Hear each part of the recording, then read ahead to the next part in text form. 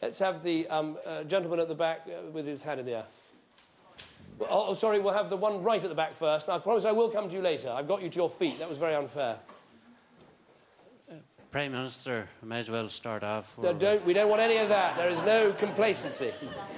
I represent victims of the conflict, and one of the problems we have here, irrespective of what background you come from, is the definition of a victim. And we're told that it will be changed in Northern Ireland. It won't be changed in Northern Ireland. I would like to ask yourself, can you make a commitment, or can you consider the definition of a victim? Because we're the only part of the world that has a definition for an innocent victim as we have today, and I think it's disgraceful. Okay. And I think the Conservative Party and the Unionist Party would think the same. Okay. Can you look at that? Thank you. Thank you. Look, I think the proposal made in the Bradley-Eames report that somehow all people who suffered the loss of losing a family member are somehow the same is wrong. It is not the same.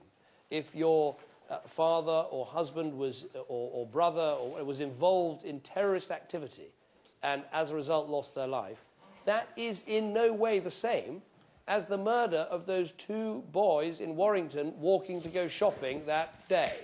You know,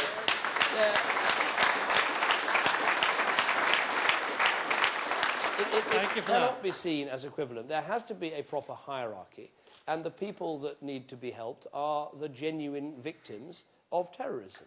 Now, as I say, though, we have, and I know how hard the victims' groups work, and I know that many of them have very, very strong views and find it, quite understandably, because of the pain and the hurt they've suffered, difficult to actually say at some stage we have to put the past behind us. But in the end, we do.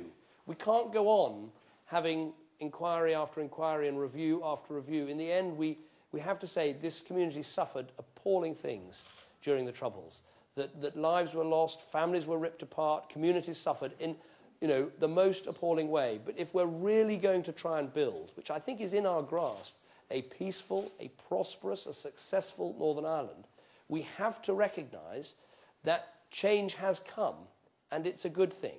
I still find it impossibly difficult sometimes when you see, you know, that you have former IRA men involved in the government of Northern Ireland. Of course I find that difficult, because I still mourn the loss of people like Ian Gow. But I'm wise enough, I hope, to recognise that when I see Martin McGuinness standing up and referring to people now involved in terrorism as traitors, that something very profound has happened in Northern Ireland, and we've got to grab that and build on it and actually make this the incredibly successful part of the United Kingdom that it really can be. So